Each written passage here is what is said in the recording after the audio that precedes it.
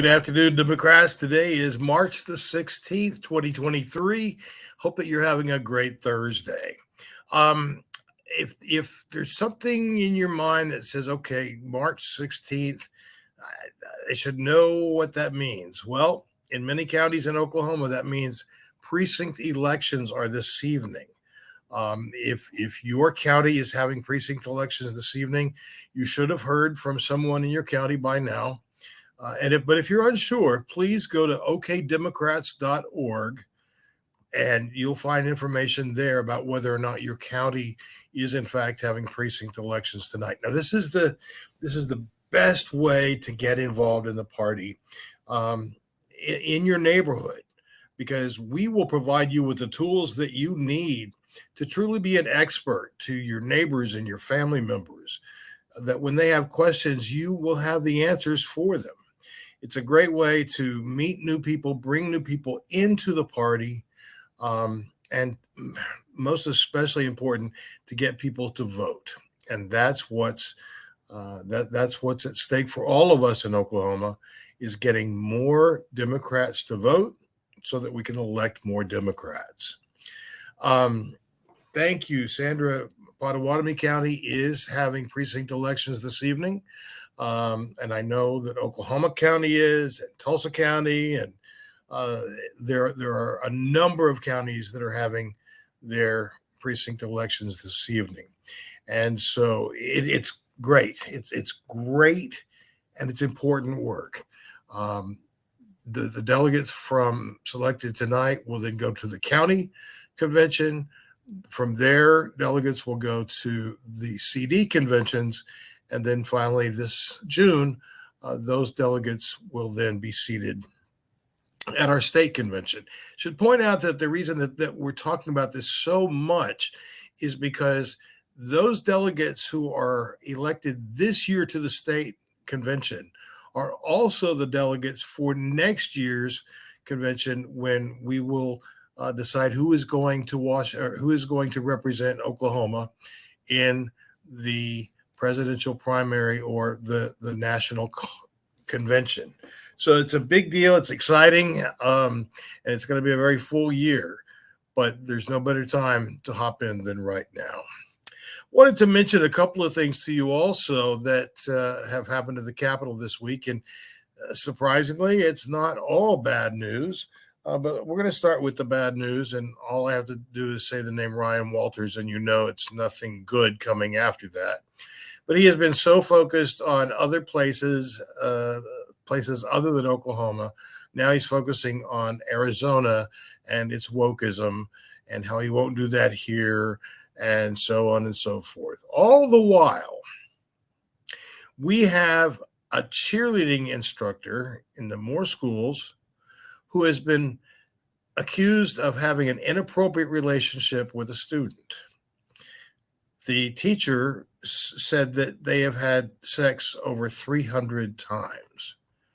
Why is it that Ryan Walters has remained silent about this, the same way he's remained silent about coaches who are horribly inappropriate with their students, making them work out naked, dropping his own shorts to tell them what he thinks a man should be? It's so unsettling.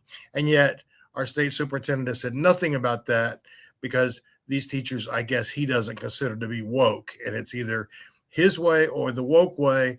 And if you're not woke, well, then everything fits into his handbasket, which includes sexually abusing children. Okay, enough of Ryan Walters. I don't even like saying that name.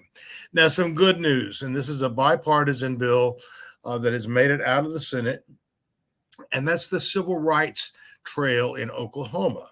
Now, this is exciting to me because this trail will link historically Black towns in Oklahoma, along with some Seminole areas that will show the route to civil rights in our state.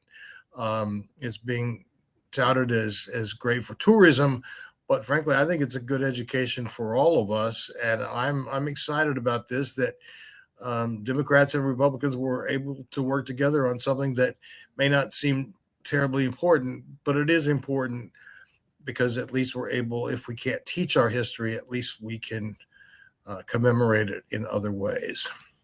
Also, wanted to mention that the National Labor Review Board is now going after Starbucks in Oklahoma for anti-union activities, and this is not surprising.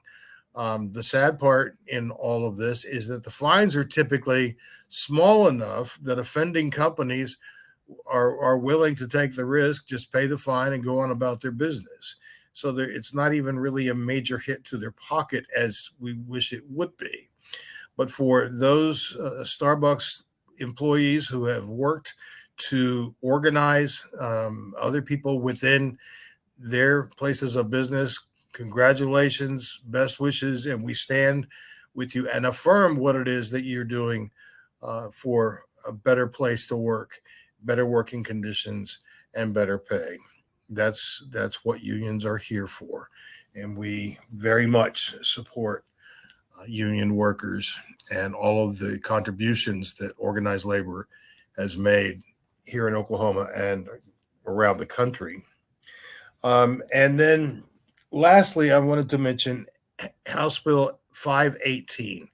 This is one that Alicia talked about a few weeks ago. And it's becoming increasingly urgent that we reach out to our legislators on this. This bill would actually make it much more difficult to do a petition initiative to get something on the ballot. Before, that was a very good way for Oklahomans who were concerned that the legislature was not doing its job to actually have their own voice, an active voice in direct democracy. And that's something that not every state enjoys, but we do. But unfortunately, Republicans are mad, and so they're strengthening the requirements. So it's going to cost more money. It's going to be more in terms of signatures. The whole process is going to be so cumbersome that I think they are hoping that people will just say, forget it, and walk away from it. But that's not what we're going to do. We're going to do everything we can to preserve our rights to direct democracy in Oklahoma. So please reach out to your House members and say, stop this.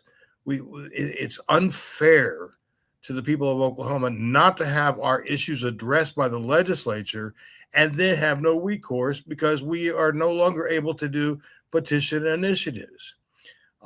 As Representative Rosencrantz reminded us yesterday, we can get our points across very firmly but respectfully. And as a reminder that when you are talking to someone in the legislator's office, that's their legislative assistant, and they deal with hundreds of people a day, and they're just humans. So I would encourage you to reach out, to do so respectfully, and to make your concerns known. And that's something that we're going to be asking of you every day. Well, friends, that's about our time for today. But remember, if your county is having precinct elections tonight, come out, run for a position, support someone else, learn about the process, because it will have dividends that will pay off for you personally and for Oklahoma as we together continue to work to elect more Democrats to represent the needs of all Oklahomans. We'll be back tomorrow afternoon at 4:15. Hope that you'll tune in then. And until then, please take good care of yourself from all of us at the Oklahoma Democratic Party. I'm Scott J. Hamilton saying thanks for joining us. See you tomorrow.